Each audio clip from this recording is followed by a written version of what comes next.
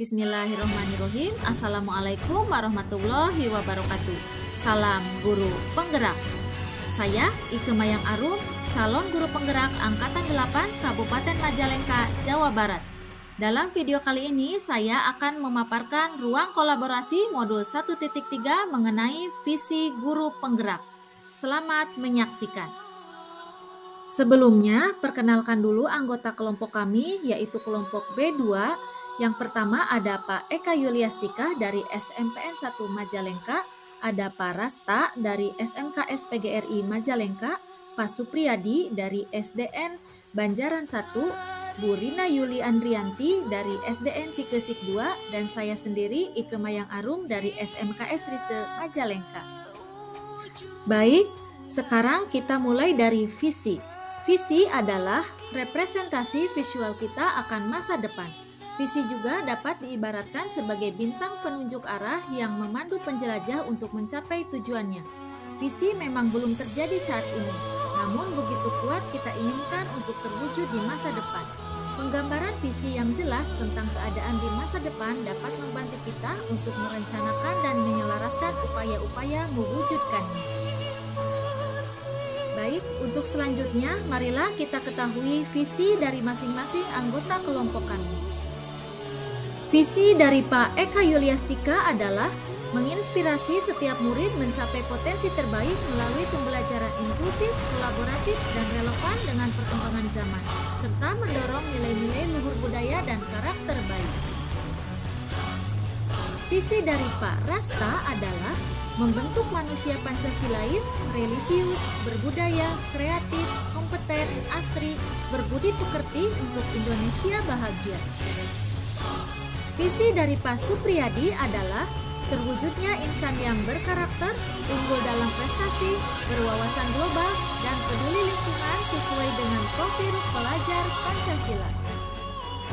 Visi dari Ibu Rina Yuli Andrianti adalah terwujudnya murid yang religius, berkarakter, serta memiliki wawasan global dan bertindak lokal atau berbudaya. Dan yang terakhir, visi dari saya sendiri, Ike Mayang Arum, adalah terwujudnya murid yang religius dan berakhlak mulia, kompeten, berbudaya, dan berkarakter sesuai profil pelajar Pancasila. Dari kelima visi tersebut, visi yang kami sepakati untuk kelompok kami adalah mewujudkan murid yang religius, berkarakter, inklusif, kolaboratif, dan kompeten sesuai dengan profil pelajar Pancasila. Selanjutnya, pernyataan prakarsa perubahan dari kelompok kami adalah meningkatkan motivasi murid dalam belajar melalui pemanfaatan teknologi. Dari pernyataan prakarsa perubahan tersebut, kami akan menyusun kanvas Bagja. Namun sebelumnya, kita harus mengetahui terlebih dahulu apa itu Bagja.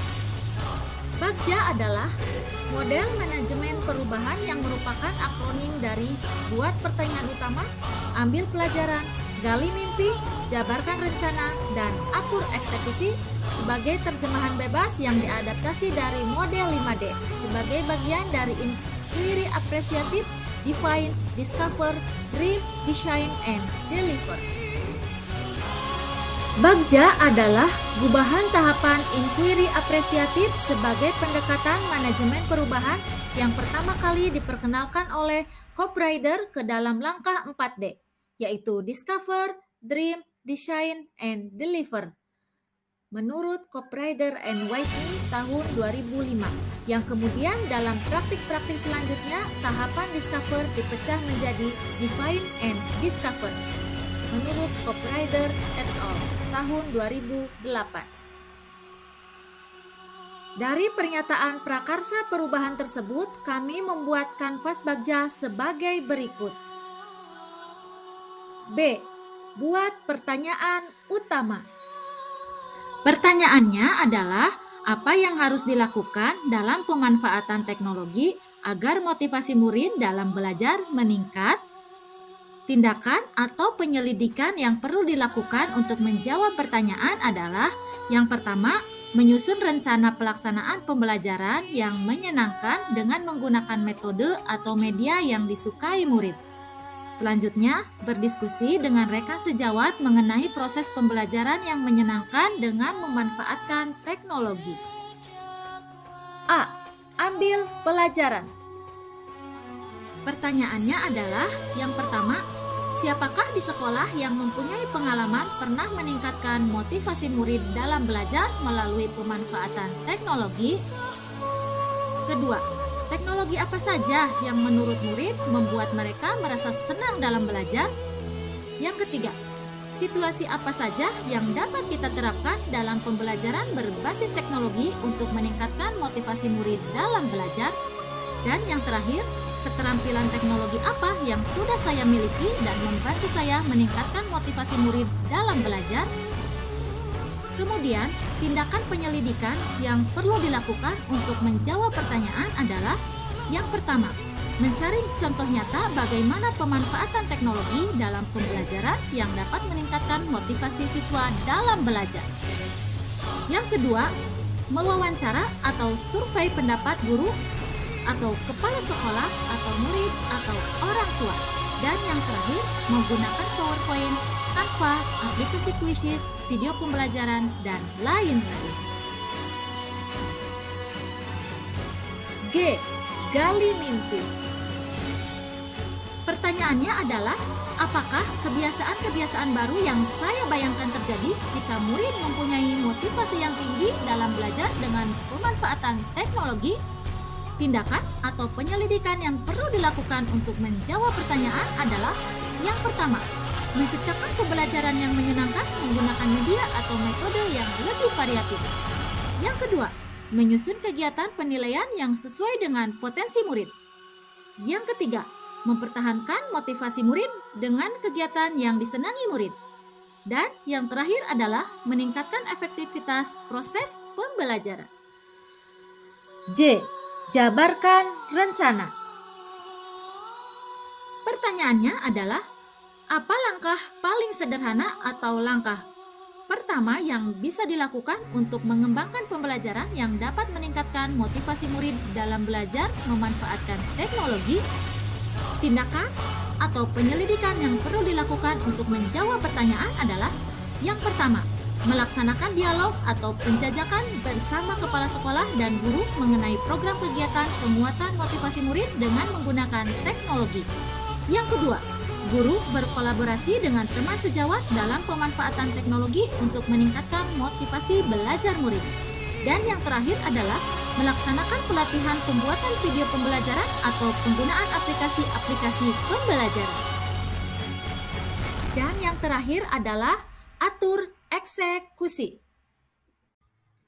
Pertanyaannya adalah, siapa yang bisa mengarahkan dan memantau saya dalam menerapkan dan mengembangkan pembelajaran memanfaatkan teknologi untuk meningkatkan motivasi murid dalam belajar menggunakan teknologi? Tahapan-tahapan apa saja yang akan dilakukan dalam melaksanakan pembelajaran memanfaatkan teknologi untuk meningkatkan motivasi murid dalam belajar? Tindakan atau penyelidikan yang perlu dilakukan untuk menjawab pertanyaan adalah yang pertama, membuat daftar siapa dan kapan saja rekan guru atau kepala sekolah untuk mengobservasi kelas saya setiap bulan. Yang kedua, menciptakan inovasi-inovasi pembelajaran dengan rutin melaksanakan diskusi dengan rekan sejawat di sekolah. Yang ketiga, menggunakan alat dan media pembelajaran dengan memanfaatkan teknologi. Yang keempat, memberikan reward pada murid yang memiliki motivasi belajar yang tinggi. Yang kelima, memberikan reward kepada guru yang memiliki kreativitas dalam menggunakan teknologi pembelajaran. Dan yang terakhir adalah melaksanakan evaluasi atau refleksi terhadap pembelajaran yang telah dilaksanakan.